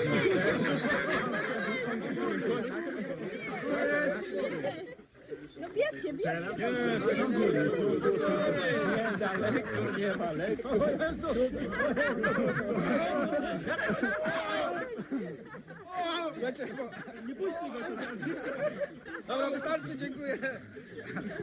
Dziękuję bardzo. Jeszcze raz oświadczam, że dzisiaj, względnie najpóźniej jutro, pismo mówiące, że wszystkie okoliczności związane z tą nagrodą, finansowe okoliczności, całkowicie przekazuję do episkopatu w celu wykorzystania Funduszu Pomocy Rolnictwa. To tyle, co w tym momencie jestem w stanie powiedzieć. Oczywiście jeszcze raz bardzo się cieszę. I podziękujcie wszystkim, którzy w tej nagrodzie pomogli nam. À Szczecin, Henryka recommence à zéro. Elle y a des amis qui ont de bonnes relations avec les autorités. Retour sur les lieux 20 ans après. Henryka rend visite à Marzena, une ancienne collègue de travail. Cześć. No cześć. A ty poszłeś tam? No tak. Proszę bardzo. Elles se sont retrouvées grâce à Internet. Marzena avait parlé de Henryka à sa fille. Mais la jeune femme ignorait que Henryka s'était cachée sous une fausse identité pour pouvoir travailler et mener une vie normale.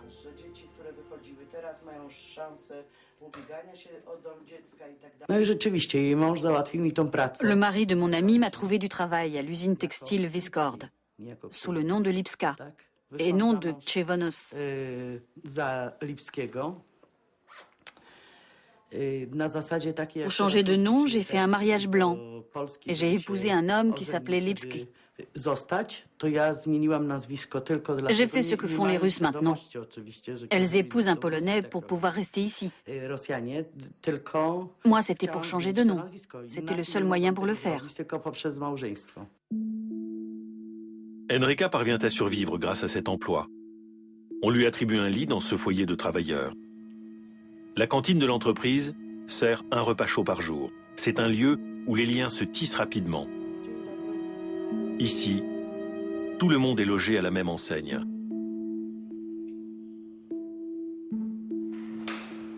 Parmi les anciennes collègues de travail de Henryka, certaines vivent toujours ici. Après la chute du communisme, les chambres du foyer ont été vendues aux ouvrières.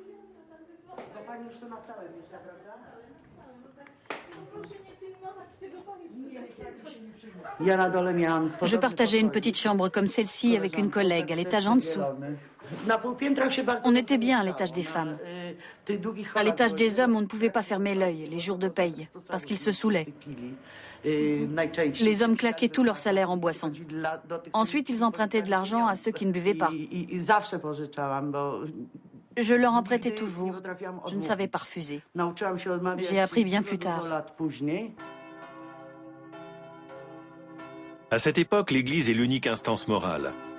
À Varsovie, des milliers de fidèles se réunissent à l'église Saint-Stanislas pour assister à la messe pour la patrie, célébrée par le jeune et charismatique prêtre Jerzy Popieluszko.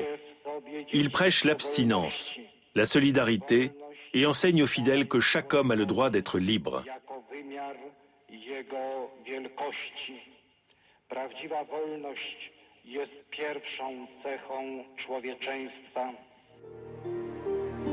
Le 19 octobre 1984, Jerzy Popieluszko ne rentre pas de voyage. On craint le pire, car depuis plusieurs mois, il est harcelé par la police politique.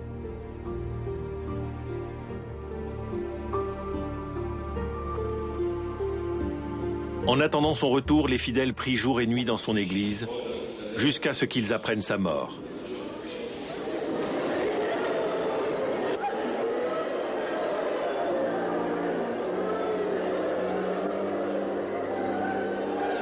Ces assassins, 3 officiers des services secrets, ont agi sur ordre de commanditaires dont l'identité reste inconnue à ce jour. Célébrés dans l'église du Père Popieluszko en plein cœur de Varsovie, ces obsèques se transforment en démonstration de force contre la violence du gouvernement. Jour après jour, des centaines de milliers de pèlerins se recueillent sur la tombe du prêtre catholique assassiné.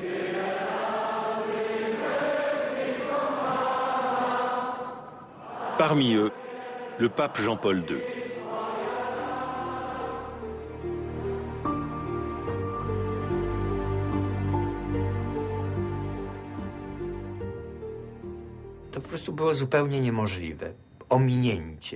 Il était impossible d'ignorer le Saint-Père et ses représentants en Pologne.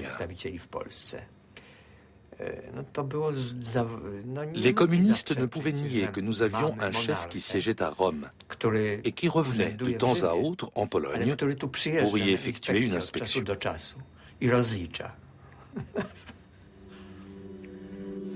Pendant près de 2 ans, Henryka travaille à Szczecin sous un faux nom. Lorsque sa véritable identité est révélée par hasard, Stefan Wieczorek, le secrétaire du parti de l'usine textile, s'oppose à son licenciement.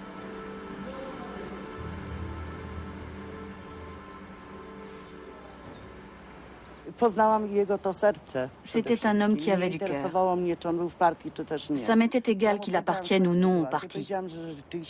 Je lui ai parlé de ma situation. Je lui ai dit qui j'étais et que j'étais co-signataire des accords de Gdansk. Personne dans l'usine ne l'a su, sauf lui et une amie. Il venait régulièrement prendre de mes nouvelles et me demandait si tout allait bien. Henryka peut rester à Szczecin, mais elle est confrontée à une nouvelle épreuve. Elle est atteinte d'un cancer.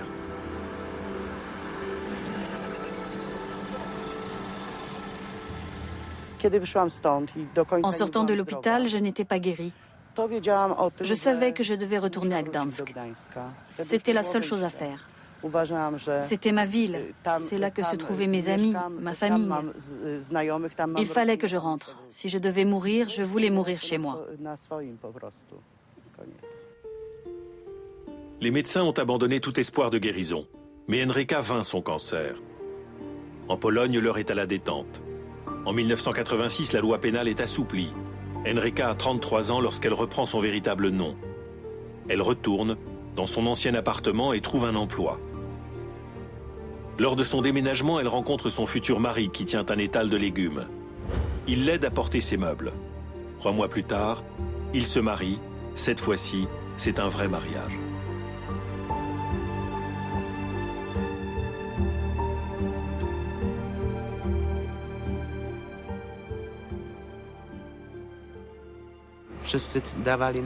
Tout le monde disait que notre mariage ne durerait pas plus d'1 an. Henryka a hésité jusqu'au dernier moment avant de m'épouser. Elle me disait, tu trouveras une femme plus jeune, tu me quitteras et je souffrirai à nouveau. Mais ce n'est pas arrivé. Cela fait 21 ans que nous sommes mariés et j'ai fait le bon choix.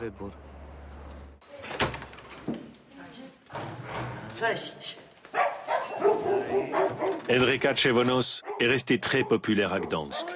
Comme héroïne de Solidarność, mais aussi en tant que mère adoptive. 20. Jak podróż? Dobrze. Męcząca? No pewnie, nogi mi popuchły. Wiecie co, ale coś chyba zginęło. Henryka et son mari ont tous deux connu une enfance difficile, marquée par la pauvreté et la solitude.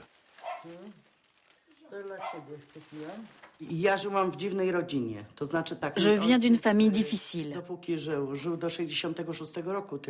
J'ai été placée dans un orphelinat très jeune. Dès l'âge de 10 ans, j'ai dû prendre soin de moi. Lorsque les parents boivent, les enfants se battent pour leur survie. Mon père est mort quand j'avais 12 ans. Je manquais souvent l'école pour participer au ramassage des pommes de terre. Ma mère était femme de ménage. Quand elle n'était pas en état de travailler, je la remplaçais. Dans ces conditions, on devient dur. On se fait une carapace, comme une tortue. On apprend à se défendre. D'où mon caractère qui me pousse à me battre pour préserver ce que j'ai. Les enfants adoptifs de Henryka ont entre 5 et 24 ans et sont très unis. Ola fait des études de pédagogie. Après ses études, elle a l'intention de s'occuper des plus jeunes enfants de Henryka.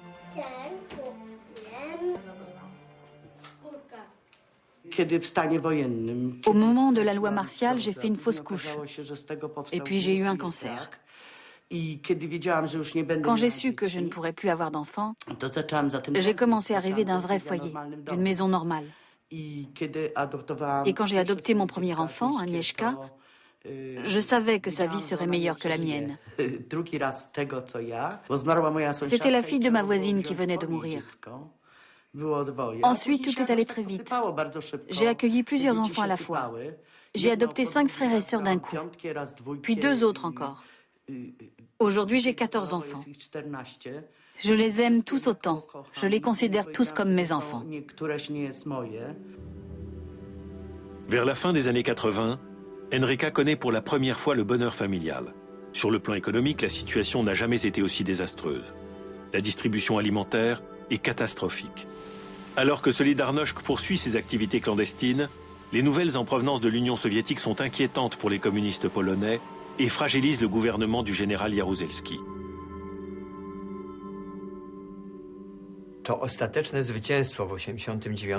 La victoire finale de 1989 a été précédée d'un affaiblissement du pouvoir communiste.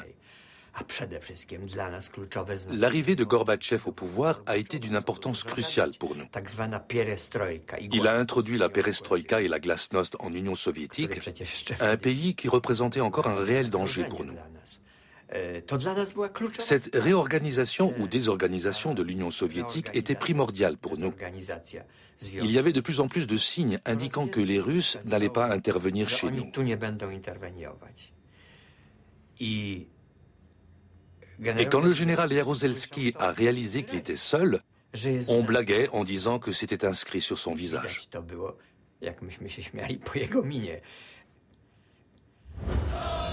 De nouvelles grèves éclatent dans tout le pays. Sur les chantiers navals de Gdansk, les enfants des grévistes de 1980 exigent la légalisation du syndicat Solidarność. Lech Walesa met son autorité en jeu pour faire cesser les débrayages spontanés. Pour l'heure, il ne peut pas encore annoncer la décision du gouvernement d'entamer un dialogue avec l'opposition.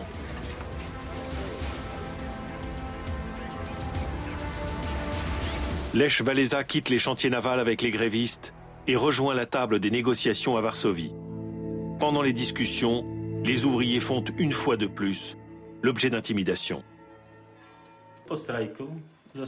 Après la grève, tous les membres du comité de grève ont été licenciés et envoyés à l'armée.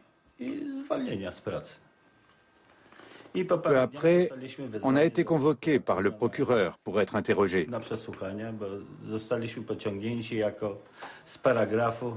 Conformément à l'article sur l'incitation aux troubles à l'ordre public, on nous a accusés d'être responsables des troubles au chantier naval.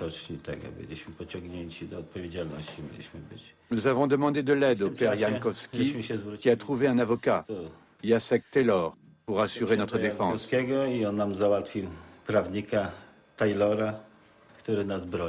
On a obtenu un non-lieu parce que les négociations à Varsovie étaient déjà très avancées.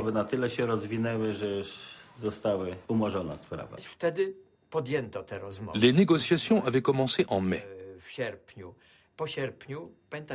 À partir du mois d'août, le terme de table ronde était devenu officiel.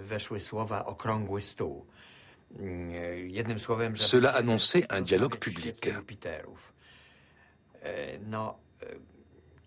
C'est un miracle si nous avons pu accéder à la liberté par la négociation sans recourir aux armes.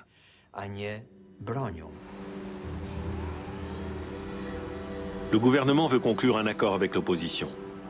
En échange de l'existence légale du syndicat, il demande à Solidarność de partager la responsabilité de réformes économiques nécessaires, mais douloureuses.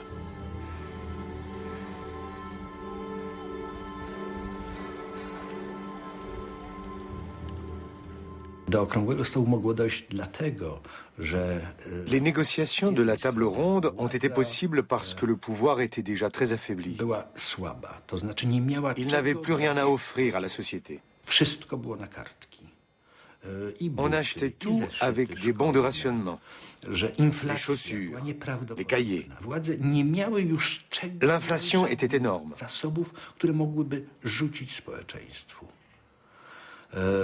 Par peur d'une nouvelle révolte qui aurait pu le renverser, le gouvernement a préféré négocier.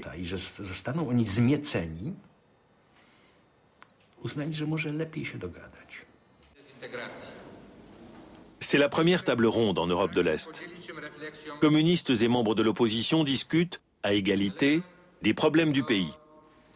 Les débats aboutissent à la légalisation de Solidarność et à des élections semi-libres, tenues en juin 1989. L'opposition peut briguer 35% des sièges au Parlement. Les 65% restants sont réservés à la coalition gouvernementale.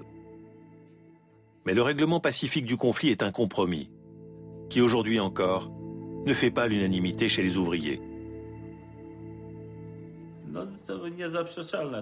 C'est indéniable. La table ronde a permis de faire aboutir les négociations. Mais si nous vivons aujourd'hui dans une Pologne libre, c'est grâce aux grèves que nous avons menées, pas à la table ronde. Nous nous sommes battus pour cette table ronde. Il n'avait plus qu'à s'asseoir autour et parler sans aucun risque. Ce sont les ouvriers qui ont pris tous les risques à Gdańsk et en Silésie. La table ronde était une bonne chose, mais il y a quand même eu les grèves avant. J'ai participé à la grève de 1988 et je suis d'accord avec mon collègue. Mais je crois aussi que sans les négociations de la table ronde, Solidarność n'aurait pas été légalisée.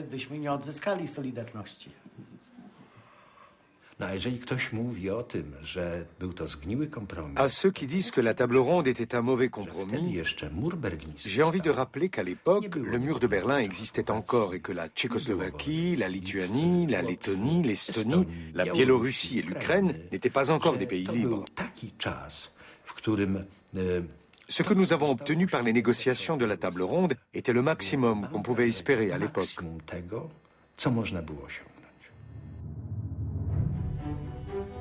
L'opposition a 8 semaines pour préparer les élections. Le comité des citoyens de Solidarność, qui dispose d'un accès très limité à la télévision, organise sa campagne électorale dans la rue. Pour rassurer les électeurs, tous les candidats de Solidarność, même ceux inconnus du grand public, apparaissent publiquement aux côtés de Lech Walesa.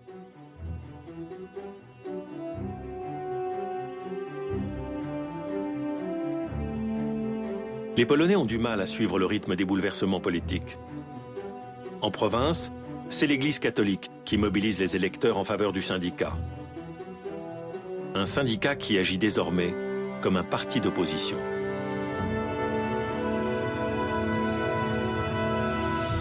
C'est la première fois depuis l'après-guerre que les Polonais peuvent voter. Tous les candidats de Solidarność sont élus. Le Parti communiste, quant à lui, subit une défaite cinglante. Mais personne ne sait répondre à la question posée par les journalistes: comment créer des structures démocratiques au sein du bloc de l'Est? Wczoraj odbyło się istotnie, jak Państwo wszyscy wiecie, spotkanie wstępne, bo nie było to spotkanie żadnego formalnego ciała. Czy strona Solidarności Opozycyjna też ma propozycję co do obsadzenia wolnych miejsc w Sejmie? Lech Walesa peut désormais apparaître à la télévision publique. Il plaide pour un compromis politique négocié lors de la table ronde. Na razie na te tematy też trzeba porozmawiać poważnie, w spokoju, a przed kamerami później trochę. I te dwie sprawy będą przedmiotem dzisiejszych obrad? No nie, do rozmów trzeba dwóch. Jedna, zobaczymy jak co strona rządowa ma koalicyjna i my też trochę mamy. La victoire écrasante de Solidarność aboutit à la nomination du premier chef de gouvernement non communiste dans un pays communiste. Il s'agit du journaliste catholique Tadeusz Mazowiecki, qui avait conseillé les ouvriers des chantiers navals lors de la grève de 1980.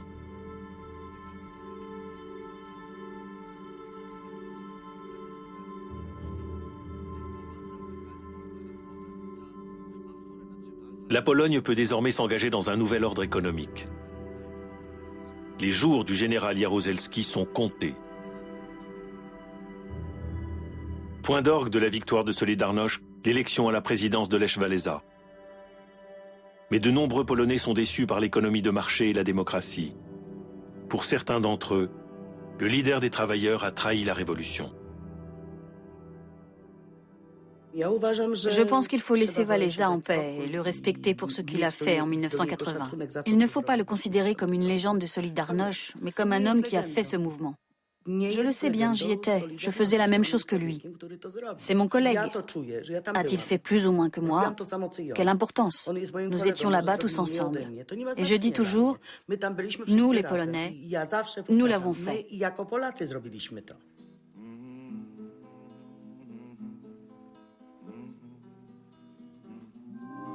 La semaine prochaine, nous poursuivrons ce cycle documentaire à la frontière austro-hongroise, là où, en 1989, le rideau de fer commença à se déchirer.